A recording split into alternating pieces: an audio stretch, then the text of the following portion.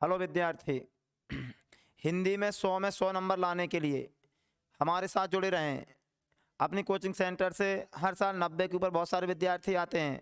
अपने यहाँ हिंदी में 100 नंबर भी आए हैं लोगों के। अगर आपको 100 नंबर लेना है तो आपको स्टेप बाय स्टेप हमारे साथ लर्न करते रहें। हम प्रत्येक दिन एक लेक्चर या 2 लेक्चर डाल रहे हैं, उन्हें तैयार करते रहें। आज का लेक्चर है कवि परिचय। कवि परिचय एक हर साल आता है, एक लेखक परिचय आता है। अब हम तुम्हें कवि परिचय और लेखक परिचय याद कराएंगे। 3 नंबर का कवि परिचय और 3 नंबर का लेखक परिचय है। कई विद्यार्थी इनमें अंतर नहीं समझ पाते हैं, ध्यान रखें। कवि परिचय, कवि भी होते हैं जो कविताएं लिखते हैं, लेखक भी होते हैं जो निबंध लिखते हैं। हम सबसे पहले कवि की बात करते हैं। सबसे पहले कवि आते हैं तुलसीदास, हरवंश राय बच्चन, रघुवीर साहब। तुलसीदास इस साल 100% जा रहे हैं, इसलिए सबसे पहले आप तुलसीदास पर ही ध्यान दें। कवि परिचय में क्या क्या लिखा जाता है, उनमें कैसे हेडिंग बनती है, क्या क्या करेंगे, आप ग्राफ की सहायता से देखेंगे और ट्रिक की सहायता से। सबसे पहले अपन देखते हैं तुलसीदास। देखते हैं तुलसीदास। तुलसीदास सभी लोग जानते हैं, तुलसीदास ने रामचरितमानस लिखी है, विनय पत्रिका लिखी है। रचना है, हर कवि की 2-2 रचनाएं याद कर लो। याद नहीं होती हो तो उसमें ट्रिक बना लो। तो हम तुलसीदास से मिलते हैं तो इसका एक ग्राफ बना के बताते हैं। देखते हैं एक कवि को किस प्रकार लिखते हैं, तुलसीदास की हेल्प से समझेंगे। तुलसीदास के तुलसीदास ले लेते हैं पहले। देख लो तुलसीदास। तुलसीदास लोकनायक कवि हैं। कई बार रोटी पूछी जाती है तो लोकनायक कवि किसे कहा जाता है? तुलसीदास को। रस सिद्ध कवि कौन है? तुलसीदास। तो तुलसीदास के बारे में देखेंगे। एक कवि जो है उस कवि में हम क्या क्या लिख सकते हैं। सबसे पहले क्या क्या पूछा जाता है? रचनाएं। हमें रचना याद होनी चाहिए। 2 रचना याद रखें। नंबर 1 रामचरितमानस। रामचरितमानस सबको याद रहती है, रामचरितमानस।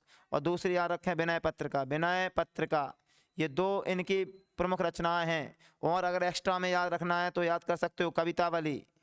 कवितावली, दोहावली। दोहावली, राम लला नहछू। राम लला नहछू। राम लला नहछू, ये इनकी एक्स्ट्रा और याद कर सकते हैं। तो ये 1 नंबर पक्का हो गया आपका। रचना 2 याद कर लो, ठीक। ये याद करो रामचरित विनय पत्रिका। अब बात आते हैं भाव पक्ष में क्या लिखा जाएगा। दूसरी हेडिंग डालते हैं भाव पक्ष। कुछ लोग भाव पक्ष में भाव पक्ष को अच्छे से लिख नहीं पाते हैं। भाव पक्ष में क्या लिखा जाता है हम तुम्हें बताएंगे। कला पक्ष में क्या लिखा जाता है ये भी बताएंगे। कला पक्ष। कला पक्ष में 4 हेडिंग बनाइए। कला पक्ष में 4 हेडिंग बनाएं। भाषा, शैली, छंद, अलंकार। ये 4 हेडिंग बना के लिखें। हेडिंग बना के लिखेंगे नंबर अच्छे मिलेंगे। भाषा, शैली, छंद, अलंकार। तो 1 नंबर का भाव पक्ष, 1 नंबर का कला पक्ष, 3 नंबर पक्के हो जाएंगे। साहित्य में स्थान लास्ट में अलग से एक्स्ट्रा बताया जाएगा। तो भाव पक्ष कैसे करें? भाव पक्ष, भाव पक्ष की ट्रिक देखते हैं। भाव पक्ष हमेशा ट्रिक से याद कराएंगे तुम्हें। भाव पक्ष देखते हैं। सगुण राम के दर्शन करें। ट्रिक याद करो। सगुण राम के दर्शन करें भारत लोक में। भारत लोक में। भारत लोक में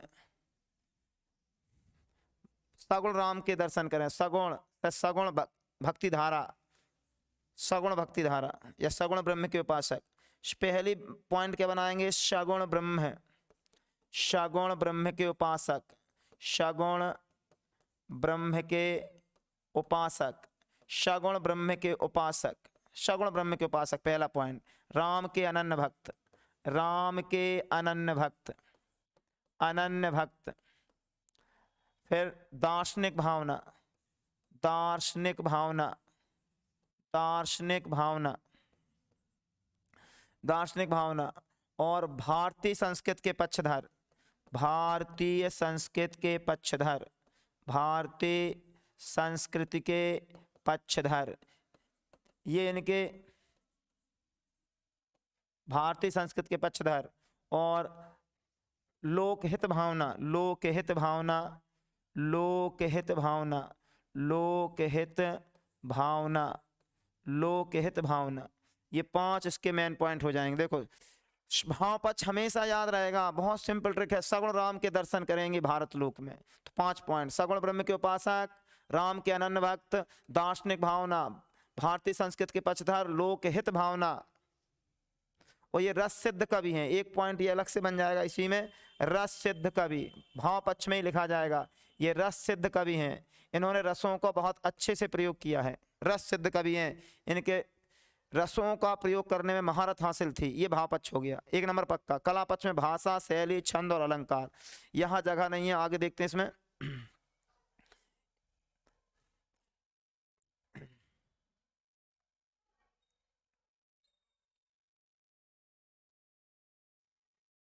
खाली स्लाइड नहीं है।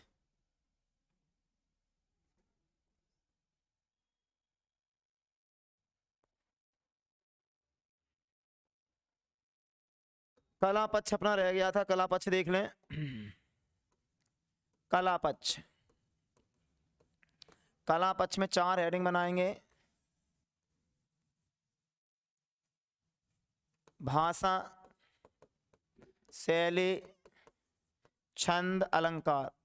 जब भी कला पक्ष लिखें, हेडिंग बना के लिखें, नंबर अच्छे मिलेंगे। हम अच्छे से जानते हैं, इन्होंने राम पे लिखा है, राम कहाँ के थे? अवध के, तो इनकी प्रमुख भाषा अवधी है, अवधी भाषा प्रमुख है। कुछ रचनाएं इन्होंने ब्रज भाषा में भी की हैं, तो लो भाषा में 2 वाक्य बना देंगे कि इनकी अधिकांश रचना अवधी भाषा में, कुछ रचनाएं ब्रज भाषा में लिखी गई हैं। शैली, सभी प्रचलित शैलियों में काव्य रचना की है, सभी प्रचलित शैलियों में, सभी प्रचलित शैली में काव्य रचना की है, काव्य रचना की है, काव्य रचना की है। छंद, आप जानते हैं रामचरितमानस सबने पढ़ी है। रामचरितमानस में क्या होते हैं? दोहा होते हैं, सोरठा होते हैं, चौपाई होते हैं, सवैया होते हैं। तो इन्होंने दोहा, सोरठा, चौपाई, सवैया छंदों का प्रमुखता से प्रयोग किया है। अलंकार, इन्होंने शब्दालंकार, शब्दालंकार व अर्थालंकार दोनों का सटीक प्रयोग किया है, दोनों का सटीक प्रयोग किया है, सटीक प्रयोग किया है, सटीक प्रयोग किया है, सटीक प्रयोग किया है। उपमा, उपमा रूपक उत्प्रेक्षा, उपमा रूपक उत्प्रेक्षा प्रमुखता से प्रयोग किए गए हैं इनके कविताओं में। तो ये कला पक्ष 1 नंबर का। अब तो एक नंबर में इतनी हेडिंग बना के लिखेंगे, 100% 1 नंबर मिल जाएगा। अब लास्ट हेडिंग है साहित्य में स्थान। साहित्य में स्थान में क्या लिखते हैं? देखो, साहित्य में स्थान, साहित्य में स्थान अगर लिखना है तो हम साहित्य में स्थान कैसे लिखते हैं?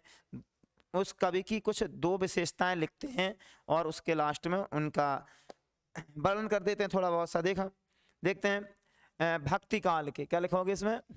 भक्ति काल के,